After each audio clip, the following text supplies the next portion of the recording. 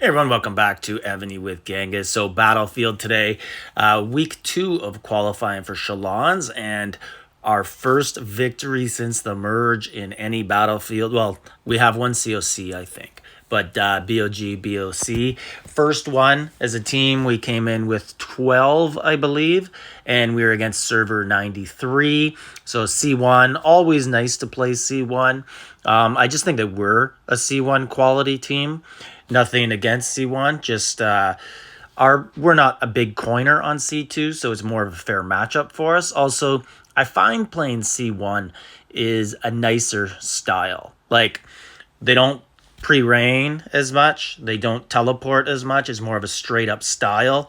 So it's something that us as a team that's trying to get used to each other still, we just get more reps in joining rallies, teleporting away from rallies, that sort of stuff. Like, it's less pressure, less fast paced, but it's equal pace for both teams, so it works out well. So kind of like a really good practice. And we came out on top.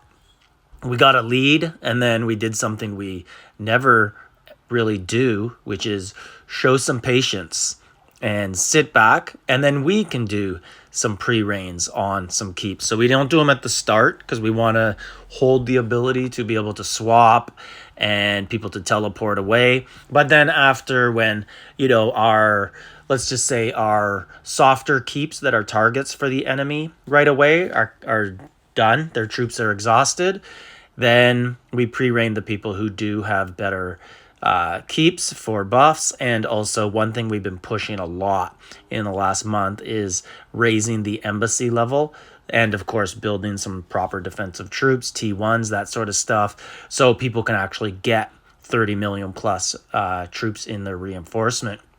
So good victory for us. Looking forward to more of them. Team morale, right? So that's good. But in terms of Shalons, one thing that we really wanted to focus on this time was finishing in the top 64 in the qualifying. The last quite a few times we've always finished like top 100, but not 64. And the reason why that is important is each round in Shalons, in the first 4 rounds, we'll have one team from the top 64. And one team from the next 64, which would be the 65th ranked team to 128. And then one team from 129 to about 200. And then one team from, about 196 to 256, or 192 to 256. So that's how you get the 4 teams. So when you're not in the top 64, it guarantees you're playing a top 64 team, which is tough. That makes it difficult to get victories in Shalons and advance. So if you are the top 64 team, there's a chance you could get the 128th team in your matchup. So it's good, right? Like, obviously you hope you don't get like the 65th team or 68th team. You hope to get lower, but it's all luck. Plus, like, you just avoid, there would be no chance that we would play one of the really, really top teams in the first round and get a guaranteed loss. So hopefully we avoid that. At the very end of this battle, we come out of our defensive shell, and then we go teleport over to them, finish some attacks, go after some of their players, because we wanted to push points, right? Like, last week we got about 350,000 points, I think, but then we lose 40% of them and more, because you lose building points as well in the team standings.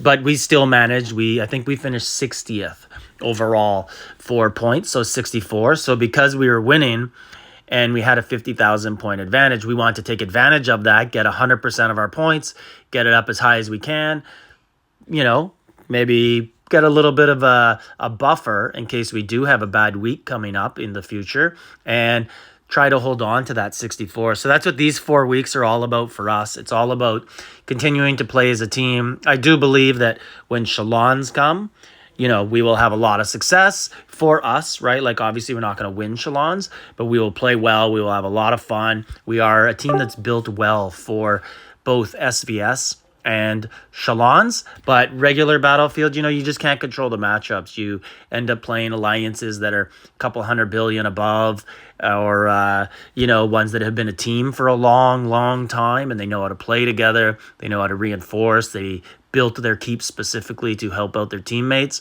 So this was a good matchup for us. Another thing we did, I was not setting this matchup. We had Lord Hulago set, and then I was just helping call out defenses and finding rallies and available to swap into rallies if there was a chance for that. So something we'll probably continue to try going forward. And Hulago has a very good keep as well. He makes All-Star Finals often, and he actually live streams all our battles and in Arabic. So anyone who speaks Arabic, he speaks English on the call, obviously, but once in a while you'll hear him and his brother speak in Arabic in the background. But he does videos every day for Evony as well, tutorials, that sort of stuff.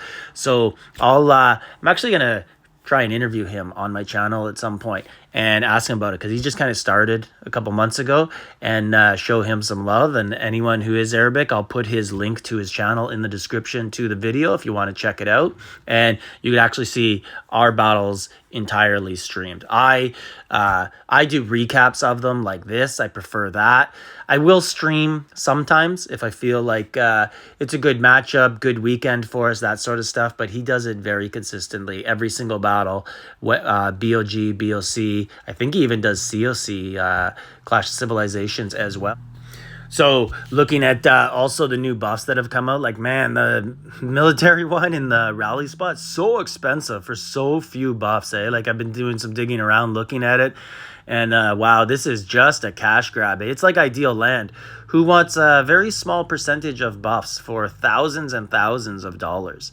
I guess it's just going to be one of those things where if you spend money for other stuff, you get a little bit of this as well, and it's just kind of like little extra bonus for your money spent, kind of like the war metal type stuff. You get extra resources. Obviously these are buffs, so it's a little different, but doesn't seem like you're getting very good value on it if you're spending to buy packs only to increase that. So I think there's a little bit better value in there. But if you're going to be buying the packs anyways, and then you get it, it's not bad. You know, it's a little addition that you get something that wasn't in the pack anyways. But you know how Evony is.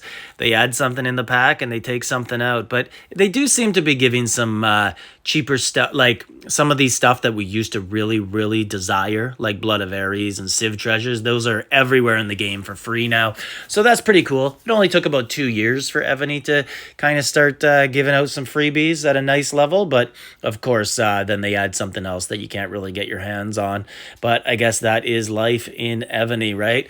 The black hole just taking our money always. Just might as well just shove it down the toilet or light it on fire. But anyways, wanted to give you guys this Battlefield update, and hopefully we get to a level I will start streaming them. Like, subscribe, leave a comment.